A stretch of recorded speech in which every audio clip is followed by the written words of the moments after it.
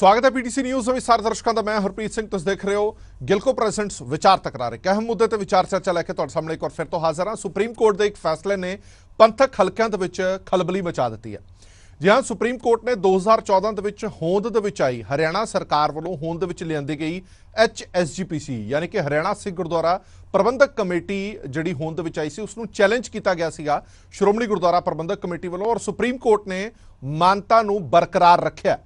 हरियाणा की वक्री गुरुद्वारा कमेटी की मानता नूं बरकरार रखदे होया जो श्रोमणी गुरुद्वारा प्रबंधक कमेटी का इतराज़ सी उसनूं खारिज कर दिता, उस पटीशन नूं खारिज कर दिता, जिस तो बाद सिख हलकों दे विच खासी हलचल है। रलवा मिलवा प्रतिक्रम आ रहा। कुछ धिरां अजिहियां ने जिहड़ियां कईयां दे सियासी मफाद भी हो सकते हैं या जिहड़ियां हरियाणा कमेटी दे नाल जुड़ियां होईयां ने, वो कह रहे हैं कि यह एक बहुत इतिहासिक फैसला है, इस दे नाल सिख होर मजबूत होणगे, घट्टो घट्ट हरियाणा के सिखां नूं वधिया प्रतिनिधिता मिलेगी, सिख होर ज़्यादा मजबूत होणगे।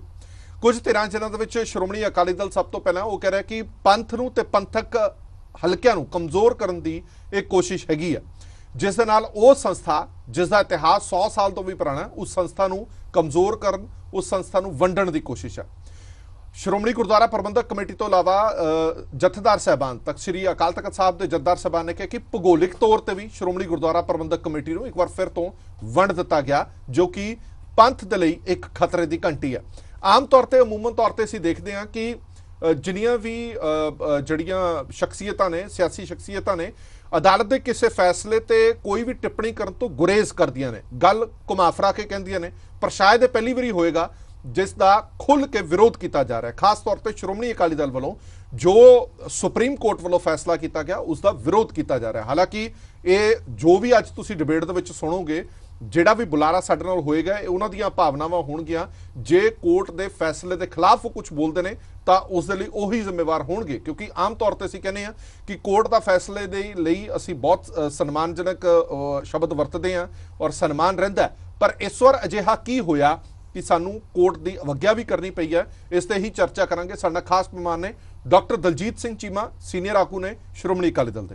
बहुत बहुत स्वागत है चीमा साहब थोड़ा। बहुत मेहरबानी जी, बहुत मेहरबानी। चीमा साहब, जिवें मैं शुरुआत दे विच कहा कि अमूमन तौर पर जिहड़ी भी कोर्ट भावें लोअर कोर्ट होवे, हाई कोर्ट होवे या सुप्रीम कोर्ट होवे, कोई भी फैसला करती है तो सियासतदान भावें फैसले तो तुसीं राजी नहीं होंदे, घुमा फिरा के गल करते हो कि बहुत सन्मान है जी, असी रिव्यू करांगे, रिव्यू पटीशन पावांगे, देखांगे, पर यह पहली बारी होया मैं लगता थोड़े प्रधान साहब साने थोड़ी पूरी अकाली दल इस फैसले का विरोध कर रही है, ये क्यों? देखो, गल यह है कि अदालतां दा, संविधानिक संस्थावां दा श्रोमणी अकाली दल ने हमेशा सन्मान किया। इन्हां दी मजबूती वास्ते भी श्रोमणी अकाली दल ने जदों किते इन्हां दे अधिकारां नूं कुचलण दी गल होई, चाहे देश दे विच एमरजेंसी दी गल होई जी जी, ते सब तो वध जिहड़ा योगदान है वो श्रोमणी अकाली दल ने पाया। पर इंसाफ के मामले दे विच एक गल बड़ी स्पष्ट कही जाती है कि इंसाफ कल्ला कीता नहीं जाना चाहिए, लगना भी चाहिए कि इंसाफ होया। इस करके जिहड़ा सुप्रीम कोर्ट का फैसला है इन्हें किते ना किते सिख जगत नूं निराश किया, संतुष्टि नहीं हुई, चिंता वधी है कि जे इस तरीके फैसले जिहड़े माइनॉरिटीज़ दे देश दे विच होण लग जाणगे जी, ते ये साडे देश वास्ते भी कोई बहुता चंगा संकेत नहीं है। चीमा साहब, तुसी इधर फैसले की गल करते हो, पर तुसी उस धिर दी भी तो गल करो। हो सकता उस धिर ने पैरवी सही तरीके ना की गई होवे, श्रोमणी गुरुद्वारा प्रबंधक कमेटी वालों भी कुछ खामियां रह सकदियां ने, उन्होंने सही ढंग दे नाल केस पुट अप ना किया गया होवे, पैरवी ना की गई होवे इस मसले की। देखो, गल ये है कि कुछ को बुनियादी मुद्दे इहो जिहे ने जदों उन्हां ते नज़र मारदे हां ते स्पष्ट लगता है कि बेइंसाफी बहुत वड्डी हुई है।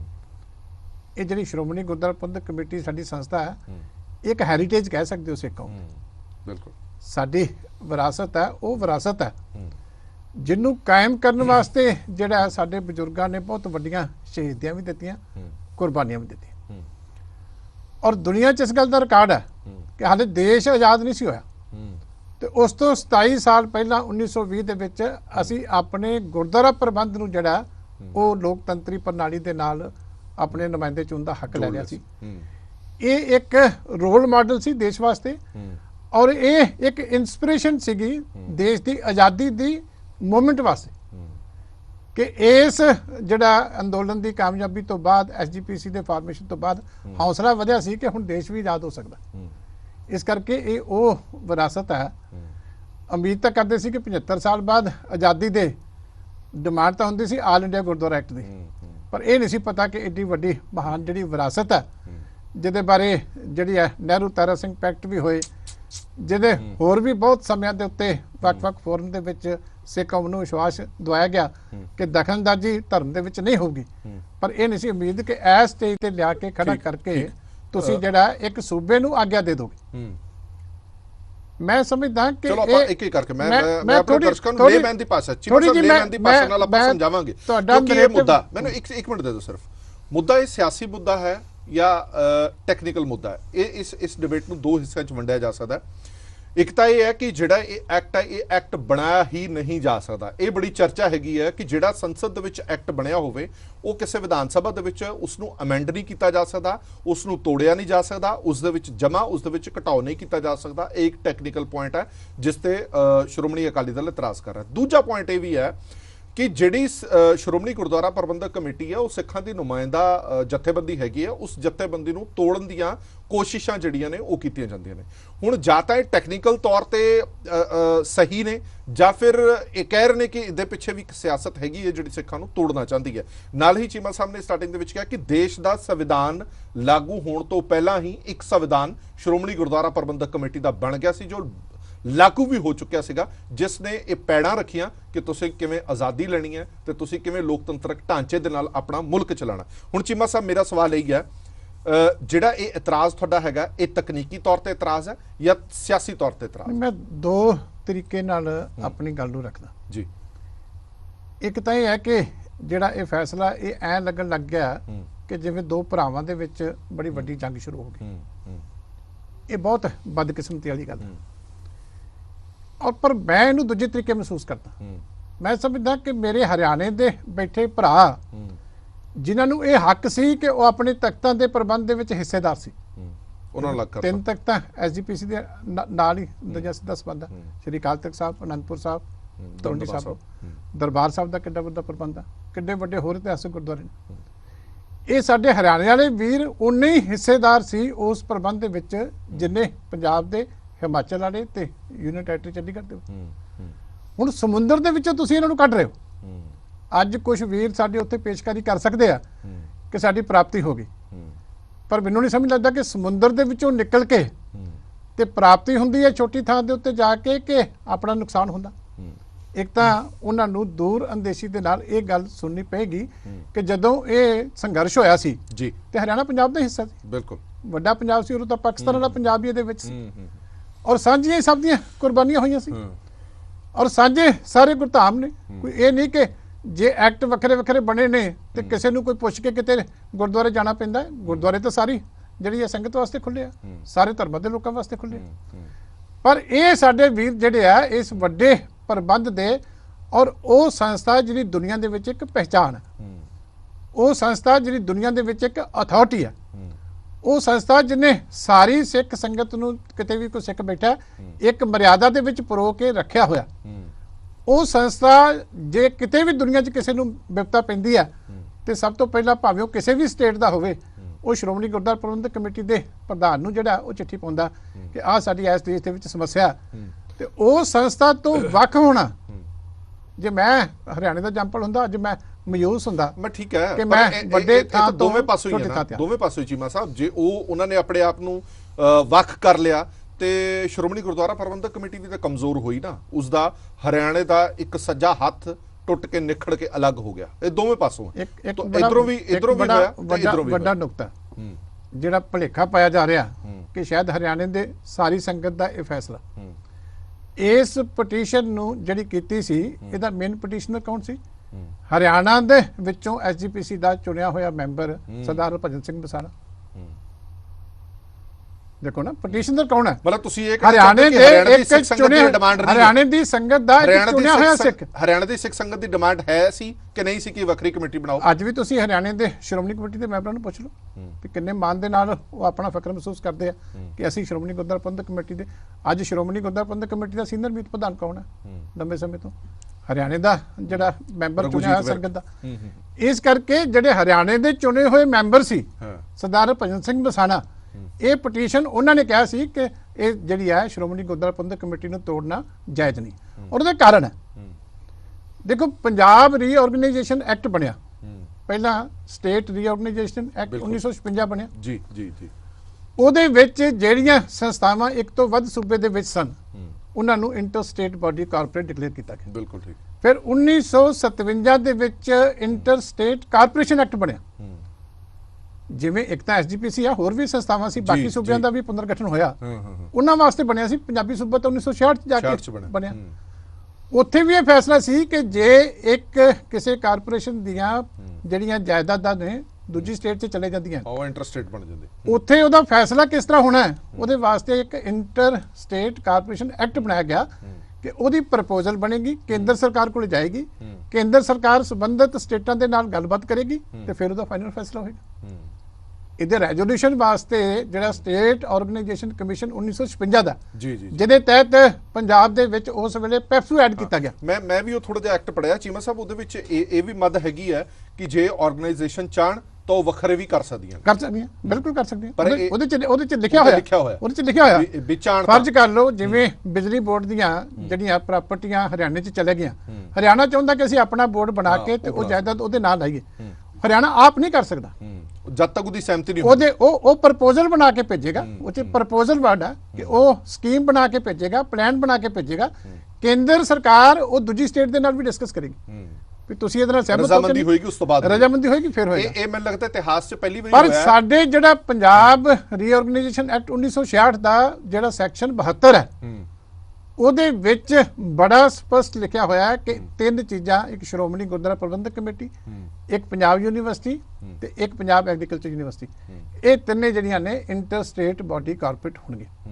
ਇਹ ਜਿਹੜਾ ਐਕਟ ਸੀ ਪਹਿਲਾ ਪ੍ਰੋਵਿੰਸ਼ੀਅਲ ਐਕਟ ਸੀ, ਉਸ ਤੋਂ ਬਾਅਦ ਪੰਜਾਬ ਗਵਰਨਮੈਂਟ ਇਸ ਐਕਟ ਨੂੰ ਚਲਾਉਂਦੀ ਰਹੀ ਕਿਉਂਕਿ ਕੱਲਾ ਪੰਜਾਬ ਤੱਕ ਹੀ ਸਾਰੇ ਗੁਰਦੁਆਰੇ ਸੀਮਤ ਸੀ। ਜਦੋਂ ਸਟੇਟਾਂ ਅਲੱਗ ਹੋ ਗਈਆਂ ਤੇ ਫਿਰ ਉਸ ਰੀਆਰਗੇਨਾਈਜੇਸ਼ਨ ਐਕਟ ਦੀ ਧਾਰਾ 72 ਦੇ ਥੱਲੇ ਪਾਰਲੀਮੈਂਟ ਨੂੰ ਅਧਿਕਾਰ ਕੀਤਾ ਗਿਆ।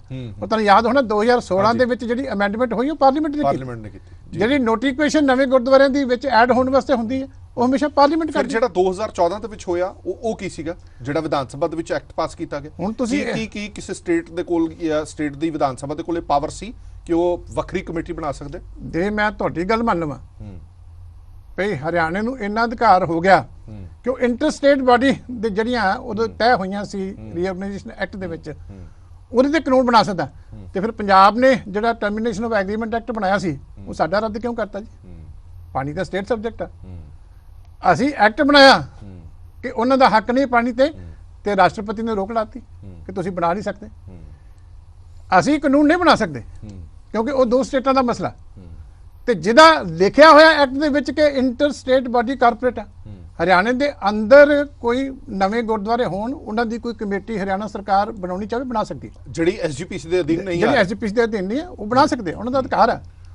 ਜਿਹੜੀ ਵਿਦਨ ਸਟੇਟ ਹੈ ਉਹਦੇ ਤੇ ਹਰਿਆਣਾ ਜੋ ਮਰਜ਼ੀ ਕਰੇ, ਪਰ ਜਿਸ ਨੂੰ ਤੁਸੀਂ ਜਿਹੜੀ ਹੈ ਪੰਜਾਬ ਰੀਆਰਗੇਨਾਈਜੇਸ਼ਨ ਐਕਟ ਦੇ ਸੈਕਸ਼ਨ 72 ਦੇ ਵਿੱਚ ਲਿਖ ਕੇ ਦੇ ਰਹੇ ਹੋ ਕਿ ਆਹ ਤਿੰਨ ਚੀਜ਼ਾਂ ਨੇ, ਇਹਨਾਂ ਨੂੰ ਜਿਹੜੀ ਹੈ ਪਾਰਲੀਮੈਂਟ ਨੂੰ ਕੰਟਰੋਲ ਦਿੱਤਾ ਜਾਂਦਾ ਕਿਉਂਕਿ ਇਹਨਾਂ ਦਾ ਘੇਰਾ ਪੰਜਾਬ ਦੇ ਵਿੱਚ ਵੀ, ਹਿਮਾਚਲ ਦੇ ਵਿੱਚ ਵੀ, ਹਰਿਆਣਾ ਦੇ ਵਿੱਚ ਵੀ ਔਰ ਯੂਨੀਅਨ ਟੈਰੀਟਰੀ ਚੰਡੀਗੜ੍ਹ ਦੇ ਵਿੱਚ ਵੀ ਆ ਗਿਆ। ਇਹਦਾ ਜੋ ਕੁਝ ਹੋਏਗਾ, ਹੁਣ ਜਿਹੜਾ ਗੁਰਦੁਆਰਾ ਇਲੈਕਸ਼ਨ ਕਮਿਸ਼ਨ ਹੈ ਇਹਦੀ ਨਿਯੁਕਤੀ ਕੌਣ ਕਰਦਾ ਜੀ? ਕੇਂਦਰ ਸਰਕਾਰ ਕਰਦੀ ਹੈ। ਜਿਹੜੀ ਇਲੈਕਸ਼ਨ ਹੁੰਦੀ ਐਸਜੀਪੀਸੀ ਦੀ ਕੌਣ ਕਰਦਾ? ਸੈਂਟਰ। ਫਿਰ ਹਰਿਆਣਾ ਕਿਉਂ ਨਹੀਂ ਕਰਾਉਂਦਾ? ਪੰਜਾਬ ਕਿਉਂ ਨਹੀਂ ਕਰਾਉਂਦਾ? ਹਿਮਾਚਲ ਕਿਉਂ ਨਹੀਂ ਕਰਾਉਂਦਾ? ਕੱਲੇ ਯੂਟੀ ਵਾਲੇ ਕਿਉਂ ਨਹੀਂ ਕਰਾ ਦਿੰਦੇ? ਕਿਉਂਕਿ ਕਾਨੂੰਨ ਹੈ ਕਿ ਇਹ ਬਾਡੀ ਜਾਦੀਆਂ ਸਟੇਟਾਂ 'ਚ ਗਈ, ਇਸ ਕਰਕੇ ਇਹ ਹੁਣ ਅਦਾਲਤ ਨੂੰ ਇਹ ਪੱਖ ਦੇਖਣੇ ਚਾਹੀਦੇ। 2014 ਦੀ ਗੱਲ ਥੋੜਾ ਜਿਹਾ ਦਰਸ਼ਕਾਂ ਨਾਲ ਵੀ ਸਾਂਝੀ ਕਰਦੀ ਹੈ। 2014 ਦੇ ਵਿੱਚ ਹਰਿਆਣਾ ਦੇ ਵਿੱਚ ਕਾਂਗਰਸ ਦੀ ਸਰਕਾਰ ਸੀ, ਭੁਪਿੰਦਰ ਸਿੰਘ ਹੁੱਡਾ ਜਿਹੜੇ ਨੇ ਉਦੋਂ ਮੁੱਖ ਮੰਤਰੀ ਸੀਗੇ, ਉਦੋਂ ਇਹ ਹੋਂਦ ਦੇ ਵਿੱਚ ਵੱਖਰੀ ਕਮੇਟੀ ਲਿਆਂਦੀ ਗਈ। ਇਹ ਸ਼ਾਇਦ ਪਹਿਲੀ ਵਾਰੀ ਹੋਵੇਗਾ ਭਾਰਤ ਦੇ ਇਤਿਹਾਸ ਦੇ ਵਿੱਚ ਕਿ ਕੋਈ ਕਾਨੂੰਨ ਕਾਂਗਰਸ ਨੇ ਬਣਾਇਆ ਹੋਵੇ, ਕੋਈ ਐਕਟ ਕਾਂਗਰਸ ਲੈ ਕੇ ਆਈ ਹੋਵੇ ਤਾਂ ਉਸ ਦੀ ਵਾਹਵਾਹੀ ਬੀਜੇਪੀ ਵੀ ਕਰ ਰਹੀ ਹੋਵੇ। ਬੀਜੇਪੀ ਵੀ ਅੱਜ ਬੜੀ ਸੰਤੁਸ਼ਟ ਹੈ ਕਿ ਜੋ ਹੋਇਆ, ਅਦਾਲਤ ਨੇ ਜੋ ਫੈਸਲਾ ਕੀਤਾ ਉਹ ਬੜਾ ਸਹੀ ਕੀਤਾ। ਬੀਜੇਪੀ ਵਾਲੇ ਵਾਰ-ਵਾਰ ਤੰਜ ਤੁਹਾਡੇ ਤੇ ਕੱਸ ਰਹੇ ਨੇ ਕਿ ਜਿਹੜਾ ਅਦਾਲਤ ਦਾ ਫੈਸਲਾ ਹੈ ਉਹ ਉਸ ਤੇ ਕਿੰਤੂ ਪਰੰਤੂ ਨਹੀਂ ਹੋਣਾ ਚਾਹੀਦਾ। ਨਾਲ ਹੀ ਉਹ ਕਹਿੰਦੇ ਕਿ ਹਰਿਆਣਾ ਦੇ ਸਿੱਖਾਂ ਦੀ ਇਹ ਡਿਮਾਂਡ ਸੀ, ਹਰਿਆਣਾ ਦੇ ਸਿੱਖਾਂ ਦੀ ਇਹ ਡਿਮਾਂਡ ਪੂਰੀ ਹੋਈ ਹੈ। ਇਹਦੇ ਵਿੱਚ ਸ਼੍ਰੋਮਣੀ ਗੁਰਦੁਆਰਾ ਪ੍ਰਬੰਧਕ ਕਮੇਟੀ ਜਾਂ ਅਕਾਲੀ ਦਲ ਨੂੰ ਇਤਰਾਜ਼ ਇਹ ਹੈ ਕਿ ਸਾਡਾ ਜਿਹੜਾ ਅਧਿਕਾਰ ਹੈ ਉਹ ਸਾਡੇ ਕੋਲ ਹੀ ਰਹਿਣਾ ਚਾਹੀਦਾ, ਸਾਡੇ ਤੋਂ ਛੁੱਟਣਾ ਨਹੀਂ ਚਾਹੀਦਾ। ਉਹ ਇੱਕ ਪਰਿਵਾਰ ਤੇ ਵੀ ਨਿਸ਼ਾਨਾ ਮੈਂ ਤੁਹਾਨੂੰ ਪਹਿਲਾਂ ਹੀ ਦੱਸ ਦਿੱਤਾ ਕਿ ਜੇ ਹਰਿਆਣਾ ਦੇ ਸਿੱਖਾਂ ਦੀ ਡਿਮਾਂਡ ਸੀ ਤੇ ਹਰਿਆਣਾ ਦੇ ਚੁਣੇ ਹੋਏ ਸਿੱਖ ਜਿਹੜੇ ਆ ਉਹ ਪਟੀਸ਼ਨ ਕਿਉਂ ਕਰਦੇ ਪਏ?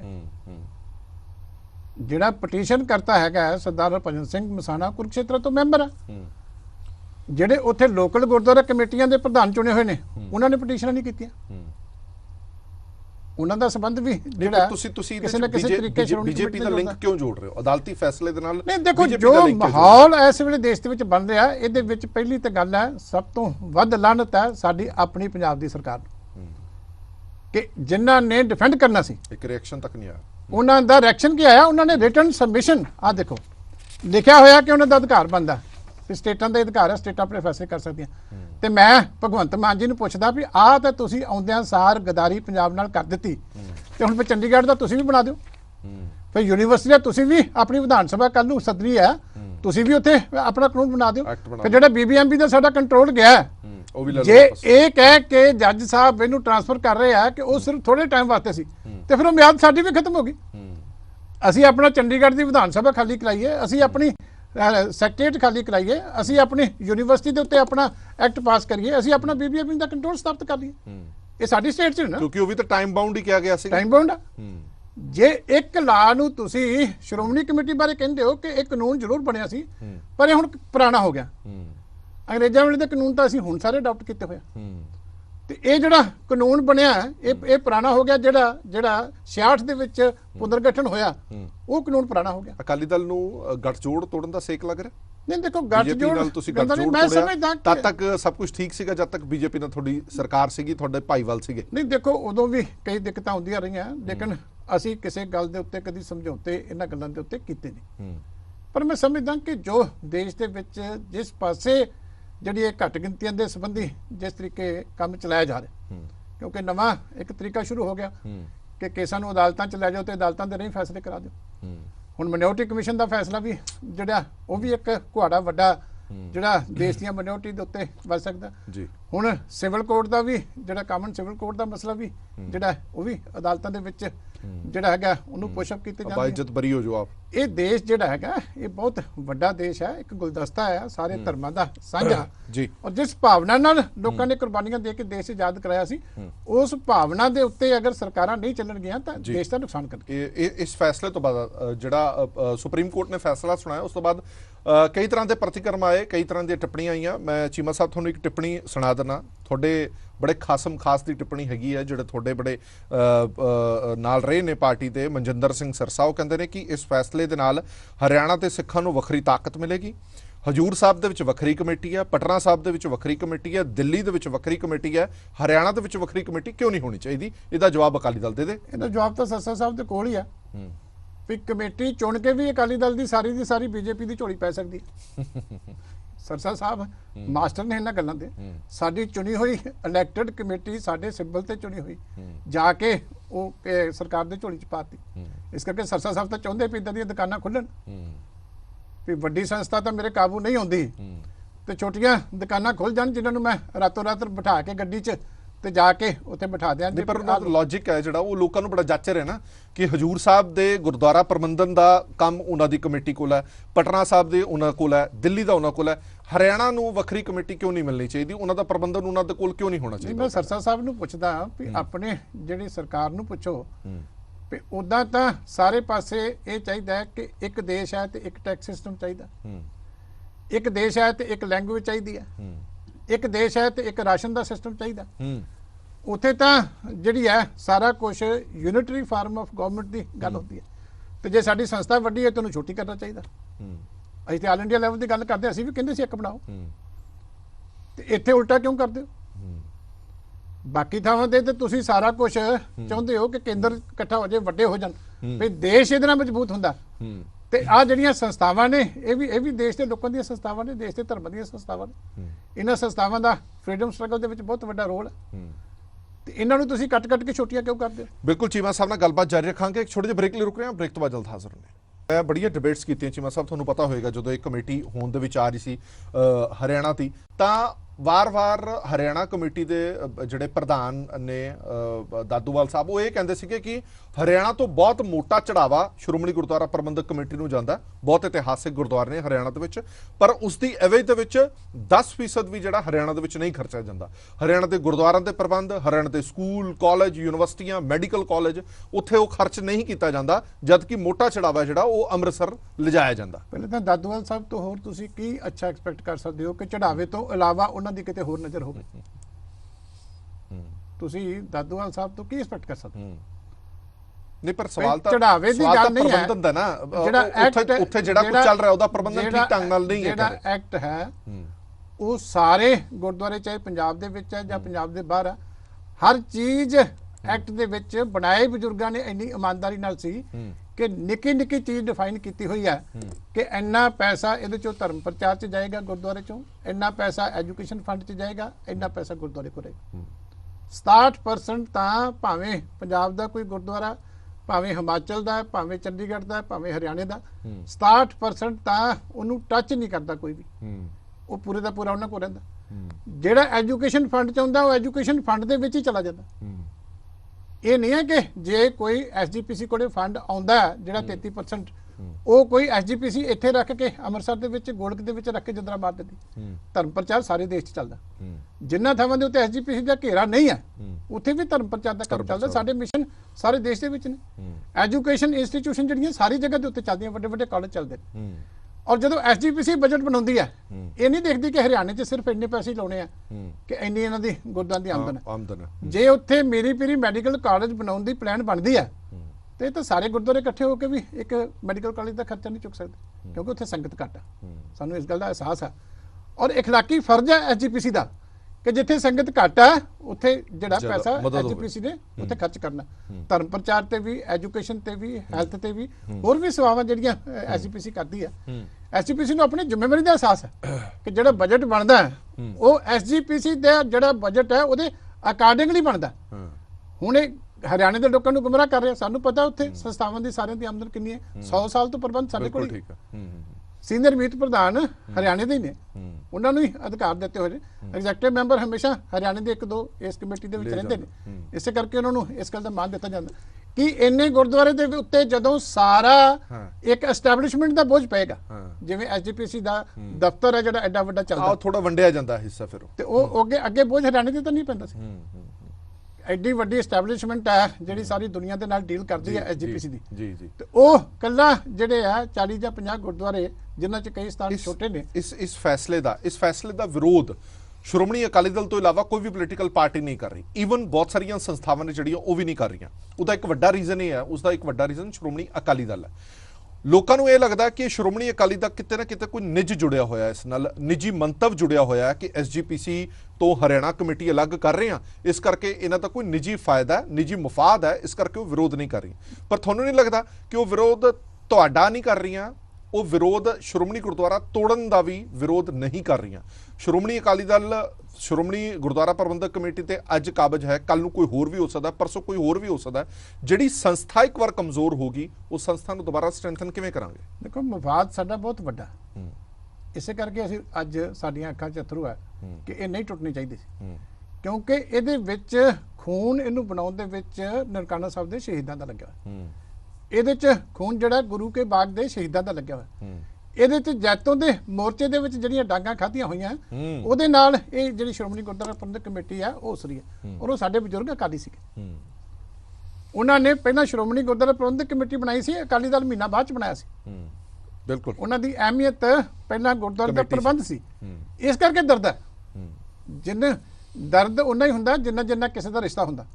ਜਦੋਂ ਆਪਣਾ ਅੰਗ ਵੱਢਿਆ ਜਾਂਦਾ ਨਾ, ਉਹਦੀ ਦਰਦ ਉਹਨੂੰ ਪਤਾ ਹੁੰਦਾ ਜਿਹਦਾ ਅੰਗ ਵੱਢਿਆ ਜਾਂਦਾ। ਇਸ ਕਰਕੇ ਅਕਾਲੀ ਦਲ ਆਪਣੇ ਉਸ ਦਰਦ ਨੂੰ ਅੱਜ ਉਹ ਮਹਿਸੂਸ ਕਰ ਰਿਹਾ, ਕਿਉਂਕਿ ਅਸੀਂ ਆਸ ਨਹੀਂ ਸੀ ਕੀਤੀ ਕਿ ਆਜ਼ਾਦੀ ਦੇ 75ਵੇਂ ਸਾਲ ਦੇ ਵਿੱਚ ਐਸ ਹਾਲਾਤ ਦੇ ਉੱਤੇ ਦੇਸ਼ ਦੀ ਸਰਕਾਰ ਸਾਡੀ ਲਿਆ ਕੇ ਸਾਨੂੰ ਖੜਾ ਕਰੇਗੀ ਕਿ ਐਸ ਕੰਮ ਵਾਸਤੇ ਜਿਹੜਾ ਹੈਗਾ ਤੁਸੀਂ ਦੋ ਭਰਾਵਾਂ ਨੂੰ ਜਿਹੜਾ ਇਸ ਤਰੀਕੇ ਕਮੇਟੀਆਂ ਦੇ ਸਬੰਧ ਦੇ ਵਿੱਚ ਲਿਆ ਕੇ ਇੱਕ ਦੂਜੇ ਦੇ ਖਿਲਾਫ ਖੜਾ ਕਰੋਗੇ। ਇਹ ਅਸੀਂ ਨਹੀਂ ਸੀ ਸੋਚਿਆ। ਇਹ ਬਹੁਤ ਵੱਡੀ ਮੈਂ ਸਮਝਦਾ ਚਾਲ ਚੱਲੀ ਗਈ ਹੈ, ਬੜੀ ਵੱਡੀ ਸਾਜ਼ਿਸ਼ ਹੈ ਭਰਾ ਮਾਰੂ ਜੰਗ ਵਾਸਤੇ, ਜਿਹਦੇ ਤੋਂ ਸਾਨੂੰ ਕੌਮ ਨੂੰ ਸੋਚ ਵਿਚਾਰ ਕੇ ਦੂਰਅੰਦੇਸ਼ੀ ਦੇ ਨਾਲ ਬਚਣਾ ਚਾਹੀਦਾ। ਪਰ ਚੀਮਾ ਸਾਹਿਬ, ਮੋਟੇ ਤੌਰ ਤੇ ਤੁਹਾਨੂੰ ਇਸ ਦਾ ਸਮਰਥਨ ਨਹੀਂ ਮਿਲ ਪਾ ਰਿਹਾ ਜੋ ਤੁਸੀਂ ਕਹਿ ਰਹੇ ਹੋ, ਕਿਉਂਕਿ ਵਿਰੋਧੀ ਤਰ੍ਹਾਂ ਕਹਿ ਰਹੀਆਂ ਕਿ ਅਕਾਲੀ ਦਲ ਇਸ ਮਸਲੇ ਦੇ ਵਿੱਚ ਅਲੱਗ-ਥਲੱਗ ਹੋ ਗਿਆ, ਕਿਸੇ ਦਾ ਤੁਹਾਨੂੰ ਕੋਈ ਸਮਰਥਨ ਨਹੀਂ ਮਿਲ ਪਾ ਰਿਹਾ। ਮੈਂ ਫਿਰ ਦੁਬਾਰਾ ਸਵਾਲ ਦੁਆਰਾ ਰਿਹਾ, ਤੁਹਾਨੂੰ ਵੀ ਇਹ ਲੱਗਦਾ ਹੈ ਕਿ ਲੋਕਾਂ ਦੇ ਮਨਾਂ ਦੇ ਅੰਦਰ ਭਾਵੇਂ ਸ਼੍ਰੋਮਣੀ ਅਕਾਲੀ ਦਲ ਲਈ ਕੋਈ ਗੁੱਸਾ ਹੋਵੇ, ਪਰ ਇਸ ਮਸਲੇ ਤੇ ਘੱਟੋ ਘੱਟ ਉਹ ਸ਼੍ਰੋਮਣੀ ਅਕਾਲੀ ਦਲ ਨਾਲ ਨਾ ਖੜਨ, ਪਰ ਸ਼੍ਰੋਮਣੀ ਗੁਰਦੁਆਰਾ ਪ੍ਰਬੰਧਕ ਕਮੇਟੀ ਨਾਲ ਖੜਨਾ ਚਾਹੀਦਾ? ਦੇਖੋ ਗੱਲ ਇਹ ਹੈ ਕਿ ਸਿੱਖ ਕੌਮ ਦੀ ਸ਼ਕਤੀ ਜਿਹੜੀ ਆ ਸ਼੍ਰੋਮਣੀ ਗੁਰਦੁਆਰਾ ਪ੍ਰਬੰਧਕ ਕਮੇਟੀ, 60 ਲੱਖ ਸਿੱਖ ਜਿਹੜੀ ਸੰਸਥਾ ਨੂੰ ਚੁਣਦੇ ਆ, ਉਹਦਾ ਨਾਂ ਸ਼੍ਰੋਮਣੀ ਗੁਰਦੁਆਰਾ ਪ੍ਰਬੰਧਕ ਕਮੇਟੀ ਹੈ। ਇਸ ਕਰਕੇ ਅੱਜ ਵੀ ਉਹ ਸਾਰੇ ਮੈਂਬਰ ਉਸੇ ਤਰ੍ਹਾਂ ਖੜੇ ਨੇ, ਸਾਰੇ ਮੈਂਬਰ ਕੁਰਲਾ ਰਹੇ, ਹੋਰ ਕਿਤੇ ਕਰਲਾਉਣ ਦੀ ਲੋੜ ਆ। ਕੱਲੇ ਦਾਦੂਵਾਲ ਸਾਹਿਬ ਦੇ ਰੌਲਾ ਪਾਉਣ ਦੀ ਤਾਂ ਗੱਲ ਨਹੀਂ ਹੈ, ਕੱਲਾ ਕੋਈ ਹੋਰ ਜਾ ਕੇ ਬੀਜੇਪੀ ਦੇ ਵਿੱਚ ਬੈਠ ਕੇ ਤੇ ਉੱਥੇ ਉਹਨਾਂ ਦੀ ਗੇਮ ਨੂੰ ਚਲਾਉਣ ਦੀ ਕੋਸ਼ਿਸ਼ ਕਰੇ, ਉਹਦੇ ਨਾਲ ਤਾਂ ਅਸੀਂ ਕੰਸਰਨਡ ਨਹੀਂ ਹੈਗੇ। ਕੌਮ ਦੀ ਸ਼ਕਤੀ ਕੀ ਹੈ? ਕੌਮ ਦੇ ਨੁਮਾਇੰਦੇ ਨੇ, ਚੁਣੇ ਹੋਏ ਨੁਮਾਇੰਦੇ ਨੇ ਕੌਮ ਦੇ। ਤਖਤਾਂ ਦੇ ਤੁਸੀਂ ਸਿੰਘ ਸਾਹਿਬ ਦੀ ਸਟੇਟਮੈਂਟ ਸੁਣੀ ਹੈ ਜੀ ਜੀ ਜੀ, ਕਿ ਉਹਨਾਂ ਨੇ ਕਿਹਾ ਕਿ ਜੀਓਗ੍ਰਾਫੀਕਲ ਜਿਹੜਾ ਐਸਜੀਪੀਸੀ ਦਾ ਭੂਗੋਲਿਕ ਤੌਰ ਤੇ ਵੰਡਤਾ, ਕਿਉਂਕਿ ਪਹਿਲਾ ਜਿਹੜਾ ਵੰਡ ਹੋਈ ਸੀ ਉਹ ਤਾਂ ਸਾਡੇ ਹੱਥ ਵਸ ਨਹੀਂ ਸੀ, ਅਸੀਂ ਦੇਸ਼ ਨੂੰ ਉਸ ਵੇਲੇ ਪ੍ਰੈਫਰ ਕੀਤਾ ਤੇ ਉਹ ਤਾਂ ਦੇਸ਼ਾਂ ਦੀ ਵੰਡ ਸੀ। ਪਰ ਆਜ਼ਾਦ ਦੇਸ਼ ਦੇ ਵਿੱਚ ਇਸ ਤਰ੍ਹਾਂ ਹੋਣਾ, ਇਹ ਕੱਲ ਉਹਨਾਂ ਨੇ ਜਿਹੜਾ ਸ਼ਬਦ ਯੂਜ਼ ਕੀਤਾ ਉਹ ਬੜਾ ਦਰਦਨਾਕ ਹੈ ਕਿ ਇਹਦੀ ਭੂਗੋਲਿਕ ਤੌਰ ਤੇ ਕਤਲ ਕੀਤਾ ਗਿਆ, ਇਹਦਾ ਏਰੀਆ ਘਟਾਇਆ ਗਿਆ। ਹੁਣ ਕਾਨੂੰਨੀ ਤੌਰ ਤੇ ਤੁਹਾਡੇ ਕੋਲ ਵਿਕਲਪ, ਤੁਸੀਂ ਰਿਵਿਊ ਪਟੀਸ਼ਨ ਪਾਓਗੇ।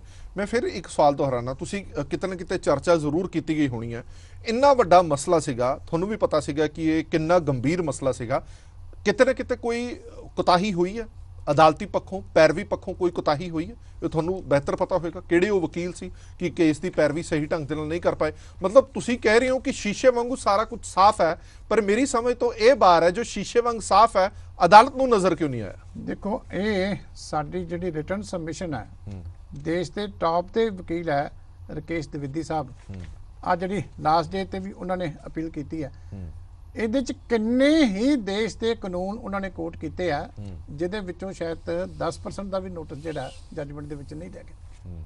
ਇਹ ਤਾਂ ਕਿ ਟੈਕਨੀਕਲ ਗੱਲਾਂ ਨੇ ਜੀ, ਹੁਣ ਜਿਹੜੀ ਅਗਲੋ ਵਕੀਲਾਂ ਦੀ ਟੀਮ ਜਿਹੜੀ ਹੈ ਉਹ ਡਿਸਕਸ ਕਰੇਗੀ ਸਾਰੀ ਜੋ ਪ੍ਰੋਸੀਜਰ ਹੈ ਸੁਪਰੀਮ ਕੋਰਟ ਦਾ, ਉਹਦੇ ਮੁਤਾਬਕ ਅਸੀਂ ਅੱਗੇ ਵਧਾਂਗੇ। ਪਰ ਸਾਡੇ ਵੱਲੋਂ ਚਾਰਾਜੋਈ ਵਿੱਚ ਕੋਈ ਕਸਰ ਨਹੀਂ, ਲੇਕਿਨ ਦੁਸ਼ਮਣ ਕੌਣ ਹੈ? ਤੁਸੀਂ ਹੈਰਾਨ ਹੋਵੋਗੇ ਵੀ ਕੇਂਦਰ ਸਰਕਾਰ ਵੀ ਅੰਦਰ ਤੋਂ ਉੱਥੇ ਕਹਿ ਰਹੀ ਹੈ ਕਿ ਪਾਰਲੀਮੈਂਟ ਦਾ ਐਕਟ ਹੈ, ਤੇ ਫਿਰ ਫੈਸਲਾ ਸਾਡੇ ਖਿਲਾਫ ਹੋ ਰਿਹਾ।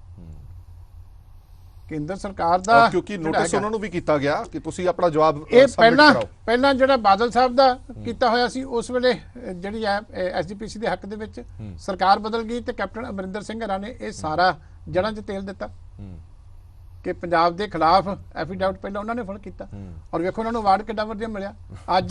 ਅੱਜ ਉਹ ਬੀਜੇਪੀ ਸ਼ਾਮਿਲ ਹੁੰਦੇ ਆ, ਸਵੇਰੇ ਜਿਹੜਾ ਫੈਸਲਾ ਵੀ ਹੋ ਜਾਂਦਾ ਉਹਨਾਂ ਦੀ ਮਰਜ਼ੀ ਦਾ।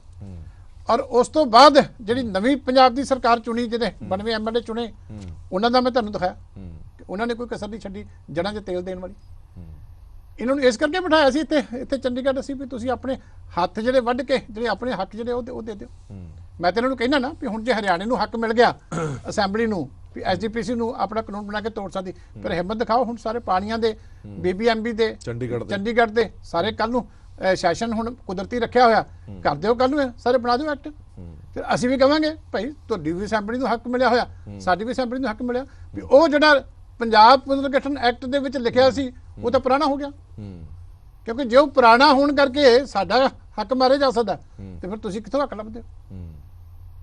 ਬਿਲਕੁਲ, ਇੱਕ ਮੁਲਕ ਦੇ ਵਿੱਚ ਕਾਨੂੰਨ ਦੋ ਨਹੀਂ ਨਾ ਹੋ ਸਕਦੇ, ਇੱਕ ਮੁਲਕ ਦੇ ਵਿੱਚ ਕਾਨੂੰਨ ਇੱਕੋ ਹੀ ਹੋ ਸਕਦਾ।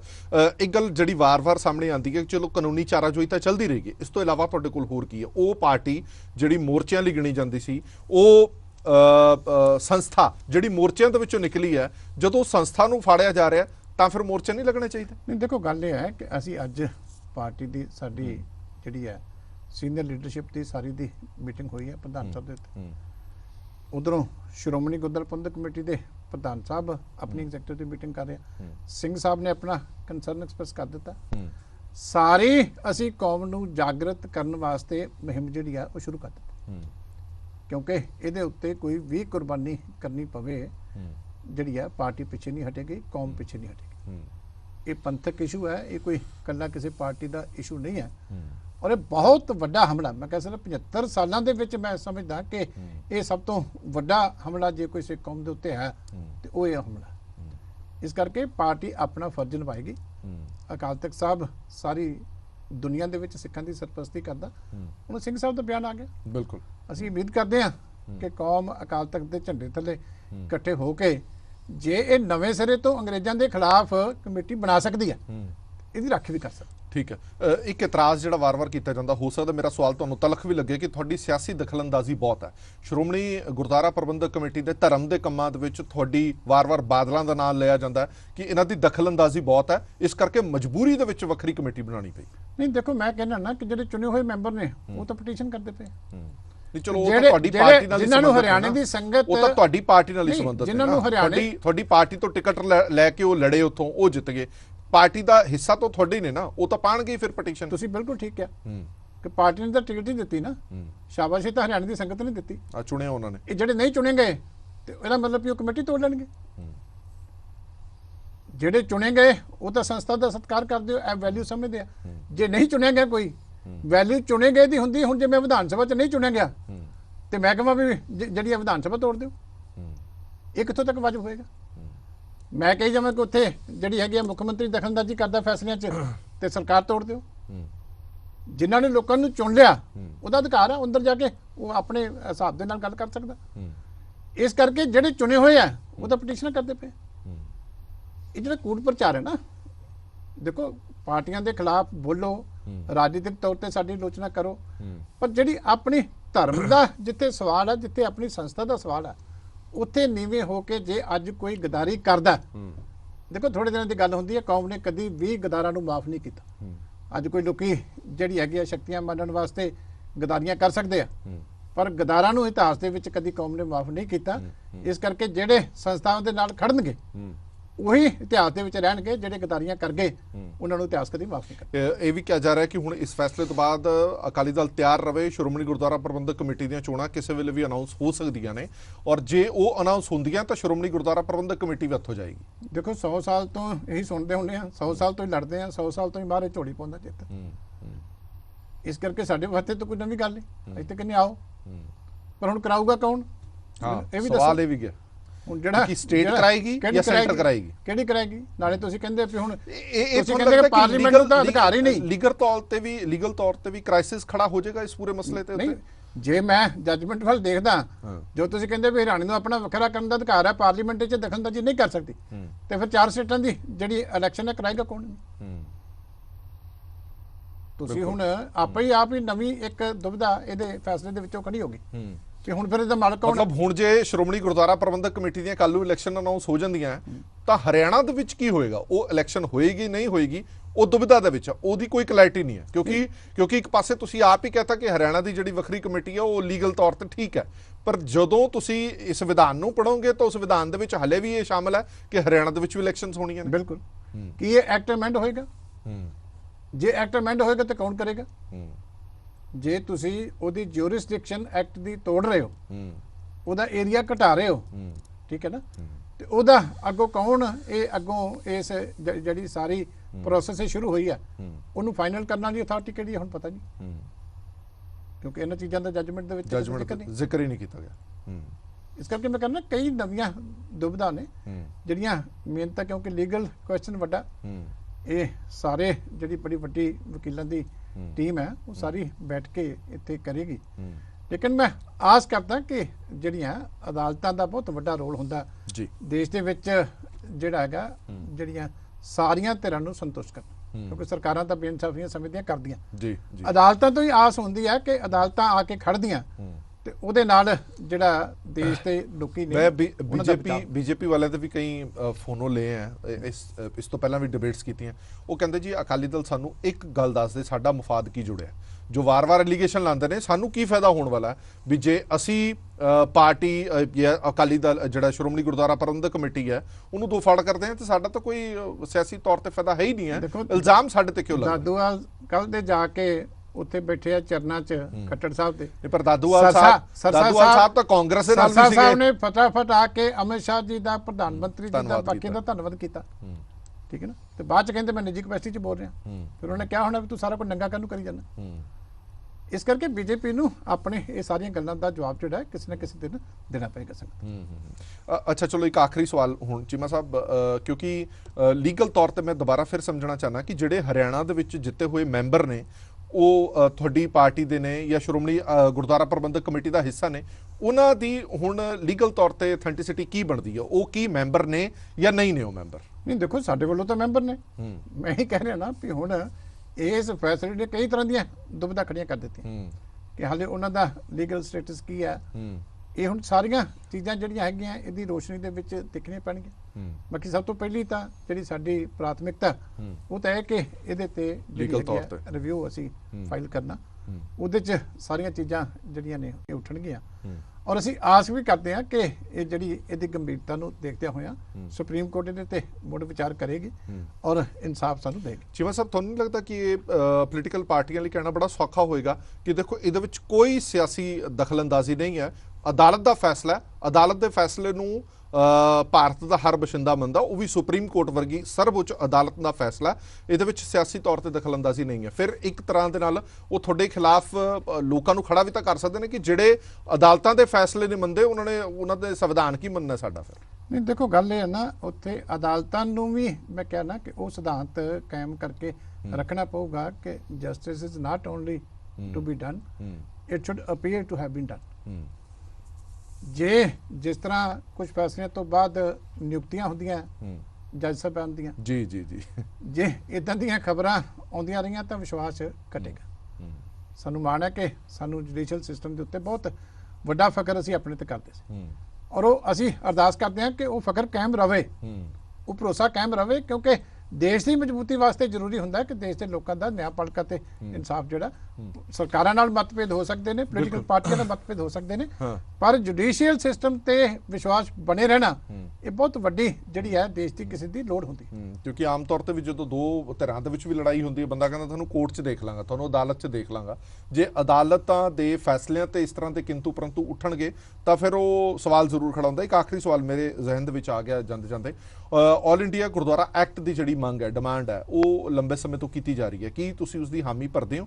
ਬੜੀਆਂ ਤਰ੍ਹਾਂ ਤੁਹਾਡੇ ਤੇ ਸਵਾਲ ਚੁੱਕਦੀਆਂ ਨੇ, ਤੁਸੀਂ 10 ਸਾਲ ਸੱਤਾ ਦੇ ਵਿੱਚ ਰਹੇ, ਭਾਈਵਾਲ ਵੀ ਤੁਹਾਡੀ ਪਾਰਟੀ ਕੇਂਦਰ ਦੇ ਵਿੱਚ ਸਰਕਾਰ ਸੀ, ਉਦੋਂ ਤੁਸੀਂ ਇਹ ਐਕਟ ਲਿਆਂਦੇ, ਇਹ ਐਡਾ ਰੌਲਾ ਹੀ ਨਾ ਪੈਂਦਾ, ਇੰਨੇ ਸਿਆਪੇ ਹੀ ਨਾ ਪੈਂਦੇ। ਦੇਖੋ ਗੱਲ ਇਹ ਹੈ ਕਿ ਜਦੋਂ ਆਲ ਇੰਡੀਆ ਲੈਵਲ ਦੇ ਉੱਤੇ ਐਕਟ ਬਣਦੇ ਆ, ਕਾਨੂੰਨ ਬਣਦੇ ਆ, ਬੜੀ ਵੱਡੀ ਕੰਸਲਟੇਸ਼ਨ ਪ੍ਰੋਸੈਸ ਉਹਦੇ ਵਾਸਤੇ ਕੀਤੀ ਜਾਂਦੀ, ਬੜੀਆਂ ਐਫਰਟਸ ਸਾਡੇ ਪੱਧਰ ਦੇ ਉੱਤੇ ਵੀ ਹੋਈਆਂ ਤੇ ਇੱਕ ਡਰਾਫਟ ਉਸ ਵੇਲੇ ਤਿਆਰ ਜਿਹੜਾ 1999 ਦੇ ਵਿੱਚ ਹੋ ਵੀ ਗਿਆ ਸੀ। ਪਰ ਜਦੋਂ ਦੇਸ਼ ਵਾਸਤੇ ਕਾਨੂੰਨ ਬਣਨਾ ਤੇ ਜਿਸ ਕੌਮ ਵਾਸਤੇ ਕਾਨੂੰਨ ਬਣਨਾ, ਉਹਦੀਆਂ ਆਪਣੀਆਂ ਐਪਰੀਹੈਂਸ਼ਨਸ ਵੀ ਹੁੰਦੀਆਂ, ਉਹ ਵੀ ਦੂਰ ਹੋਣੀਆਂ ਚਾਹੀਦੀਆਂ ਕਿ ਜਿਹੜੀ ਕਿਸ ਭਾਵਨਾ ਦੇ ਨਾਲ ਕਾਨੂੰਨ ਬਣਾਇਆ ਜਾ ਰਿਹਾ ਉਹ ਬਹੁਤ ਅਹਿਮ ਹੈ। ਕਾਨੂੰਨ ਤਾਂ ਪਿੱਛੇ ਖੇਤੀ ਦੇ ਵੀ ਬਣ ਗਏ ਸੀ ਤਿੰਨ, ਫਿਰ ਕੀ ਦੇਸ਼ ਦੇ ਲੋਕਾਂ ਦਾ, ਕਿਸਾਨਾਂ ਦਾ ਵਿਸ਼ਵਾਸ ਜਿੱਤ ਪਏ, ਬਦਲਨੇ ਪਏ। ਇਸੇ ਕਰਕੇ ਅਸੀਂ ਐਫਰਟ ਕੀਤੀ ਹੈ ਤਾਂ ਹੀ ਉਦੋਂ ਉਸ ਸਟੇਜ ਦੇ ਉੱਤੇ ਪਹੁੰਚਿਆ ਸੀ ਕਿ ਖਰੜਾ ਇੱਕ ਵਾਰੀ ਜਿਹੜਾ ਜਸਟਿਸ ਹਰਬੰਸ ਸਿੰਘ ਹੋਰਾਂ ਨੇ ਜਿਹੜਾ ਤਿਆਰ ਕੀਤਾ ਸੀ 1999 ਦੇ ਵਿੱਚ, ਲੇਕਿਨ ਉਹ ਕੰਸਲਟੇਸ਼ਨ ਪ੍ਰੋਸੈਸ ਉਤੋਂ ਅੱਗੇ ਨਹੀਂ ਵਧੀ। ਉਹਦੇ 'ਚ ਕਈ ਤਰ੍ਹਾਂ ਦੇ ਸ਼ੰਕੇ ਸੀਗੇ, ਜਿਹਦੇ ਵਿੱਚ ਇਹ ਸੀ ਕਿ ਕੱਲ ਨੂੰ ਦਖਲਅੰਦਾਜ਼ੀ ਜਿਹੜੀ ਆ ਉਹ ਸਰਕਾਰਾਂ ਦੀ ਹੋਰ ਨਾ ਵੱਧ ਜਾਵੇ, ਜਿਹਦੇ 'ਚ ਤਖਤਾਂ ਦੀਆਂ ਨਿਯੁਕਤੀਆਂ ਦਾ ਸੰਬੰਧ ਹੈ, ਜਿੱਥੇ ਬਿਲਕੁਲ ਸਮਝੌਤੇ ਨਹੀਂ ਕਰ ਸਕਦੀ ਕੌਮ। ਜਿਹੜੀਆਂ ਸੰਸਥਾਵਾਂ ਦੇ ਉੱਤੇ ਅੰਗਰੇਜ਼ ਵੀ ਤਾਂ ਕੰਟਰੋਲ ਕਰਨ ਦੀ ਕੋਸ਼ਿਸ਼ ਕਰਦੇ ਸੀ, ਕਿਉਂ ਕਰਦੇ ਸੀ? ਇਹ ਹਮੇਸ਼ਾ ਜਿਹੜੀ ਕੋਸ਼ਿਸ਼ ਹੁੰਦੀ ਹੈ ਕਿ ਤੁਸੀਂ ਧਰਮ ਦੀਆਂ ਜਿਹੜੀਆਂ ਸੰਸਥਾਵਾਂ ਨੇ ਇਹਨਾਂ ਤੇ ਕੰਟਰੋਲ ਕਰਕੇ ਉਹਨਾਂ ਦੀ ਅਲਟੀਮੇਟਲੀ ਮਰਿਆਦਾ ਤੱਕ ਪਹੁੰਚੋਗੇ, ਉਹਨਾਂ ਦੀਆਂ ਪਰੰਪਰਾਵਾਂ ਨੂੰ ਪ੍ਰਭਾਵਿਤ ਕਰਨ ਦੀ ਕੋਸ਼ਿਸ਼ ਕਰੋਗੇ। ਨਹੀਂ ਤਾਂ ਸਰਕਾਰਾਂ ਨੇ ਕੀ ਲੈਣਾ ਹੁੰਦਾ ਧਰਮ ਦੀਆਂ, ਧਾਰਮਿਕ ਜਥੇਬੰਦੀਆਂ ਦੇ ਵਿੱਚੋਂ ਕੀ ਮਿਲਣਾ? ਉਹ ਚਿੰਤਾ ਵੀ ਓਡੀ ਵੱਡੀ ਹੁੰਦੀ ਹੈ ਕੌਮ ਦੀ ਕਿ ਕਿਤੇ ਕਾਨੂੰਨ ਬਣਦਿਆਂ ਇਹ ਨਾ ਹੋਵੇ ਅਸੀਂ ਸਾਰਾ ਕੁਝ ਸਰੈਂਡਰ ਹੀ ਕਰ ਦਈਏ, ਕਿ ਇੱਕ ਸਰਕਾਰ ਆਏ ਤੇ ਸਾਡਾ ਸਾਰਾ ਕੁਝ ਧਰਮ ਹੀ ਬਦਲ ਦੇਵੇ, ਸਾਰੀਆਂ ਪਰੰਪਰਾਵਾਂ ਹੀ ਬਦਲ ਦੇਵੇ, ਸਾਡੀ ਮਰਿਆਦਾ ਹੀ ਬਦਲ ਦੇਵੇ, ਕਿਉਂਕਿ ਉਹਨਾਂ ਦੇ ਅਧੀਨ ਹੈ। ਫਿਰ ਉਹ ਇੱਕ ਯੂਨੀਫਾਰਮਿਟੀ ਜਿਹੜੀ ਧਰਮ ਦੀ ਬਣ ਮਰਿਆਦਾ ਧਰਮ ਦੇ ਲੋਕ ਹੀ ਤੈਅ ਕਰਦੇ ਹੁੰਦੇ ਆ। ਇਸ ਕਰਕੇ ਦਖਲਅੰਦਾਜ਼ੀ ਵੀ ਇੱਕ ਹੱਦ ਤੱਕ ਹੀ ਜਿਹੜੀ ਹੈ ਚਾਹੀਦੀ ਹੈ ਕਿ ਸਿਰਫ ਜਿਹੜਾ ਉਹਦੇ ਸਿਸਟਮ ਨੂੰ ਦਰੁਸਤ ਰੱਖਣ ਵਾਸਤੇ, ਉਸ ਤੋਂ ਅੱਗੇ ਫੈਸਲੇ ਕੌਮ ਦੇ ਆਪਣੇ ਹੁੰਦੇ। ਚਲੋ ਉਹ ਚੀਜ਼ ਨਹੀਂ ਹੋਣੀ ਚਾਹੀਦੀ, ਇਸੇ ਕਰਕੇ ਜਿਹੜੀ ਆ ਹੁਣ ਅੰਤਮ ਫੈਸਲਾ, ਵੈਸੇ ਤਾਂ ਤੁਹਾਡਾ ਇੱਕ ਰਿਵਿਊ ਪਟੀਸ਼ਨ ਤਾਂ ਹੈ ਹੀ ਹੈ, ਉਹ ਤੋਂ ਇਲਾਵਾ ਵੀ ਇਸ ਮਸਲੇ ਤੇ ਹੁਣ ਤੁਸੀਂ ਗੰਭੀਰਤਾ ਦੇ ਨਾਲ ਸੋਚ ਰਹੇ ਹੋ, ਪਰ ਤੁਹਾਡੇ ਹੱਥ ਪੱਲੇ ਕੀ ਹੁਣ ਕਰੋਗੇ ਕੀ ਤੁਸੀਂ? ਕਿਉਂਕਿ ਸੈਂਟਰ ਦੇ ਵਿੱਚ ਤੁਹਾਡੀ ਸਰਕਾਰ ਹੈ ਨਹੀਂ, ਸੈਂਟਰ ਭਾਈਵਾਲ ਤੁਹਾਡਾ ਹੈ ਨਹੀਂ, ਸਟੇਟ ਦੇ ਵਿੱਚ ਤੁਹਾਡੀ ਸਰਕਾਰ ਨਹੀਂ, ਗੁਆਂਢੀ ਸੂਬੇ ਹਰਿਆਣਾ 'ਚ ਤੁਹਾਡੀ ਸਰਕਾਰ ਨਹੀਂ, ਉਹ ਕਹਿੰਦੇ ਨੇ ਅਕਾਲੀ ਦਲ ਦੇ ਪੱਲੇ ਕੀ ਹੈ ਹੁਣ? ਨਹੀਂ, ਜਦੋਂ ਇਹ ਸ਼੍ਰੋਮਣੀ ਗੁਰਦੁਆਰਾ ਪ੍ਰਬੰਧਕ ਕਮੇਟੀ ਬਣੀ ਸੀ ਉਦੋਂ ਸਾਡੇ ਕੋਲ ਕੀ ਸੀ? ਉਦੋਂ ਦੇਸ਼ ਵੀ ਹੈ ਨਹੀਂ ਸੀ, ਉਦੋਂ ਤਾਂ ਡੈਮੋਕ੍ਰੈਟਿਕ ਪ੍ਰਬੰਧ ਹੀ ਹੈ ਨਹੀਂ ਸੀ ਵੀ ਕਿਹਦੇ ਕੋਲ ਜਾਈਏ। ਉਦੋਂ ਤਾਂ ਅੰਗਰੇਜ਼ਾਂ ਦਾ ਹੀ ਰਾਜ ਸੀਗਾ। ਤੇ ਜੇ ਇੱਛਾ ਸ਼ਕਤੀ ਸੀ, ਧਰਮ ਪ੍ਰਤੀ ਸ਼ਰਧਾ ਸੀ, ਧਰਮ ਦੀ ਸਤਿਕਾਰ ਸੀ, ਤੇ ਸ਼੍ਰੋਮਣੀ ਕਮੇਟੀ ਬਣ ਗਈ। ਹੁਣ ਤਾਂ ਬਹੁਤ ਕੁਛ ਆ, ਸਰਕਾਰਾਂ ਆਉਂਦੀਆਂ ਜਾਂਦੀਆਂ ਰਹਿਣਗੀਆਂ, ਲੇਕਿਨ ਇਹ ਇੱਕ ਜਜ਼ਬਾ ਹੈ ਜਿਹਦੇ ਤੇ ਅੱਜ ਵੀ ਲੋਕੀ ਪਾਰਟੀਆਂ ਤੋਂ ਉੱਪਰ ਉੱਠ ਕੇ ਜਿਹੜੇ ਅੱਜ ਤੁਸੀਂ ਕਿਸੇ ਜਿਹੜੇ ਦੂਰਅੰਦੇਸ਼ੀ ਸਿੱਖ ਨੂੰ ਪੁੱਛ ਲਓ ਕਿ ਕੀ ਤੁਸੀਂ ਸ਼੍ਰੋਮਣੀ ਗੁਰਦੁਆਰਾ ਪ੍ਰਬੰਧਕ ਕਮੇਟੀ ਦੇ, ਮੈਂ ਕਹਿੰਦਾ ਕਿਸੇ ਕਾਂਗਰਸ ਦੇ ਵਿੱਚ ਬੈਠੇ ਕਿਸੇ ਚੰਗੇ ਸਿੱਖ ਨੂੰ ਪੁੱਛ ਲਓ, ਕਿਸੇ ਹੋਰ ਪਾਰਟੀ 'ਚ ਬੈਠੇ ਕਿਸੇ ਚੰਗੇ ਸਿੱਖ ਨੂੰ ਪੁੱਛ ਲਓ ਕਿ ਕੀ ਇਹ ਤੁਸੀਂ ਜਿਹੜਾ ਸ਼੍ਰੋਮਣੀ ਗੁਰਦੁਆਰਾ ਪ੍ਰਬੰਧਕ ਕਮੇਟੀ ਨੂੰ ਤੋੜੇ ਜਾਣ ਦੇ ਫੈਸਲੇ ਤੋਂ ਸੰਤੁਸ਼ਟ ਹੋ? ਤੁਹਾਨੂੰ ਜਵਾਬ ਮਿਲੇਗਾ ਕਿ ਬਿਲਕੁਲ ਨਹੀਂ, ਮੈਂ ਦੁਖੀ ਹਾਂ। ਇਸ ਕਰਕੇ ਅੱਜ ਸਰਕਾਰ ਨੂੰ ਲੱਗਦਾ ਹੋਣਾ ਵੀ ਵਧੀਆ ਅਸੀਂ ਬਹੁਤੇ ਬਦਨਾਮ ਵੀ ਨਹੀਂ ਹੋਏ, ਅਸੀਂ ਅਮਰਿੰਦਰ ਸਿੰਘ ਜੀ ਤੇ ਭਗਵੰਤ ਮਾਨ ਦੇ ਜਿਹੜੇ ਜਵਾਬ ਦਾਵੇ ਆ ਉਹਦੇ ਉੱਤੇ ਹੀ ਕੰਮ ਆਪਣਾ ਚਲਾ ਲਿਆ, ਪਰ ਨਹੀਂ, ਜ਼ਿੰਮੇਵਾਰੀ ਕੇਂਦਰ ਸਰਕਾਰ ਦੀ ਵੀ ਹੈ, ਜ਼ਿੰਮੇਵਾਰੀ ਸੂਬਾ ਸਰਕਾਰਾਂ ਦੀ ਵੀ ਹੈ, ਜਵਾਬਦੇਹੀ ਇਹਨਾਂ ਦੀ ਹੋਏਗੀ, ਸੰਗਤ ਨੂੰ ਜਵਾਬ ਦੇਣਾ ਪਏਗਾ। ਠੀਕ, ਬਹੁਤ ਬਹੁਤ ਧੰਨਵਾਦ ਚੀਮਾ ਸਾਹਿਬ ਸਾਡੇ ਨਾਲ ਗੱਲਬਾਤ ਕਰਨ ਲਈ।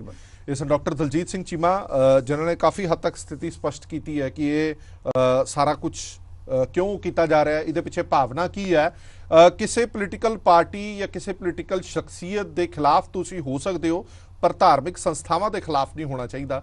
ਜਦੋਂ ਵੀ ਕਿਸੇ ਸੰਸਥਾ ਨੂੰ ਸੱਟ ਵੱਜਦੀ ਹੈ ਤਾਂ ਯਕੀਨ ਮੰਨਿਓ ਉਹ ਕਿਸੇ ਵਿਅਕਤੀ ਵਿਸ਼ੇਸ਼ ਨੂੰ ਸੱਟ ਨਹੀਂ ਵੱਜੀ, ਉਹ ਤੁਹਾਡੀ ਸੰਸਥਾ ਨੂੰ ਸੱਟ ਵੱਜੀ, ਉਹ ਸੰਸਥਾ ਨੂੰ ਜਿਹੜੀ ਸ਼ਹੀਦੀਆਂ ਦੇ ਨਾਲ ਬਣੀ ਸੰਸਥਾ, ਉਹ ਸੰਸਥਾ ਜਿਹਦੀਆਂ ਨੀਹਾਂ ਦੇ ਵਿੱਚ ਖੂਨ ਡੁੱਲਿਆ ਹੋਇਆ, ਜਦੋਂ ਉਹ ਸੰਸਥਾ ਤੋੜੀ ਜਾਏਗੀ ਕੱਲ ਨੂੰ ਪਛਤਾਵਾ ਹੀ ਹੱਥ ਲੱਗੇਗਾ। ਭਾਵੇਂ ਅੱਜ ਇੱਕ ਪਾਰਟੀ ਹੈਗੀ ਹੈ, ਕੱਲ ਨੂੰ ਦੂਜੀ ਜਾਂ ਤੀਜੀ ਪਾਰਟੀ ਆਏਗੀ, ਉਦੋਂ ਤੁਸੀਂ ਹੱਥ ਪੱਲਾ ਮਾਰੋਗੇ ਤਾਂ ਹੱਥ ਪੱਲੇ ਕੁਝ ਨਹੀਂ ਆਣਾ। ਇਸ ਕਰਕੇ ਇਹ ਸਮਾਂ ਇਸ ਫੈਸਲੇ ਦੇ ਖਿਲਾਫ ਖੜਨ ਦਾ ਇਹ ਅਕਾਲੀ ਦਲ ਦਾਅਵਾ ਕਰ ਰਿਹਾ ਹੈ। ਦੇਸ਼ ਦੁਨੀਆ ਦੇ ਬਾਕੀ ਖਬਰਾਂ ਲਈ ਬਣੇ ਰਹੋ PTC ਨਿਊਜ਼ ਦੇ ਨਾਲ। ਧੰਨਵਾਦ।